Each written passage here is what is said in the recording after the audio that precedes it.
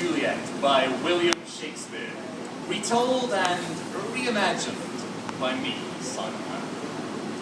Two households, both alike in dignity, in fair Verona where we lay our scene, where ancient grudge breaks through new mutiny, and civil blood makes civil hands unclean.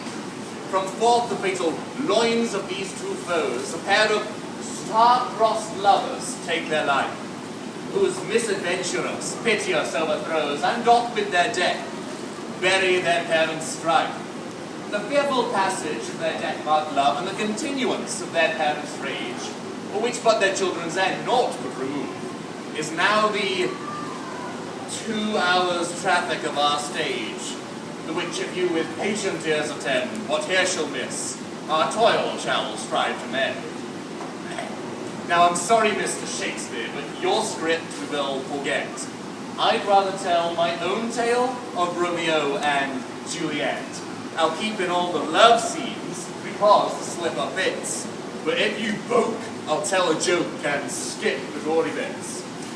So if you're standing comfortably, then I shall begin this tale of two families where neither side could win. We start off at a party in the house of Capulet. His daughter was none other than our darling Juliet. She wore a pretty dress with a salmon pinkish border. And what's that smell of? Oh, can't you tell? It must be Estee Lauder. Well, on the dance floor she was dancing. No dance did she decline. She boogalooed and thence offshoot into a conga line. A tango or a jive, or maybe even techno. But then again, on second thoughts, you're probably thinking, heck no, your dancing is embarrassing. Please, it's really bad. And if you think that's rotten, then you should see my dad. He thinks he's John Travolta, like recent lightning is his swagger. Just one thing is certain, he ain't got moves like Jagger. But back to darling Juliet, who by now was quite depleted. If there is one more dance tonight, I think I'll do it seated, because I'm fair exhausted. I find this rather tiring. Oh no, I'm perspiring. Out onto the balcony, our Juliet enjoyed the view, when far below came Romeo from the house of Montague. Well, he was rather handsome, a poster boy, so hot, but he had to use some Clearasil to cover up a spot, and Romeo was starstruck by this vision of such beauty. I think you're looking stunning, hen. You're no bad to get cutie. Well, can you see this problem? By family feuds they were surrounded. If their parents found out about their fling, they both would sure be grounded. Oh, Romeo. I put them all together. If my father finds you down there, there's no doubt that you get madder. Hold your horses, Juliet. I'll go and fetch a ladder.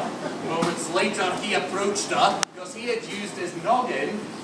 What's that perfume, Juliet? I think that it's pure boggin. He held his nose and leaned in close to start off true love's kiss. Just one question, Romeo. Does my bum look big in this? Juliet, when I am with you, I go weak at the knees. Where can we go out on a date? I've got it, Sainsburys. Because if you're feeling peckish, the cafe's rather nifty. The fish and chips is lick your lips. It's only £4.50. They set the date for Friday. By the flowers they would meet.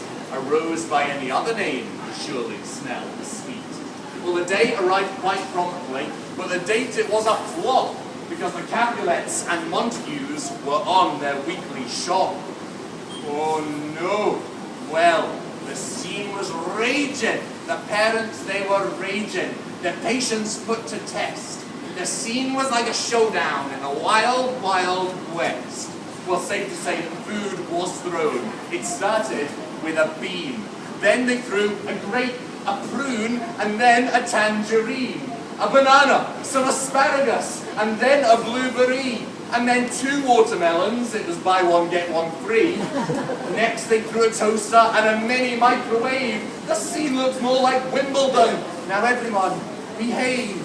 So said darling Juliet from across by the self-scan. They say our love's forbidden, but Romeo's my man. Please stop all of this fighting. I know you'll all try hard.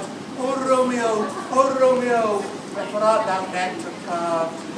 Oh Juliet, I really love you. I think you're quite a keeper. My brand match says my shop today was over £5 cheaper. The parents were dumbfounded. I can't believe my eyes. £4.50, fish and chips, I'll have fish and fries. Well, the feuding, it was over. Kids, I hope you have a blast. Of course you can be together. The past is in the past.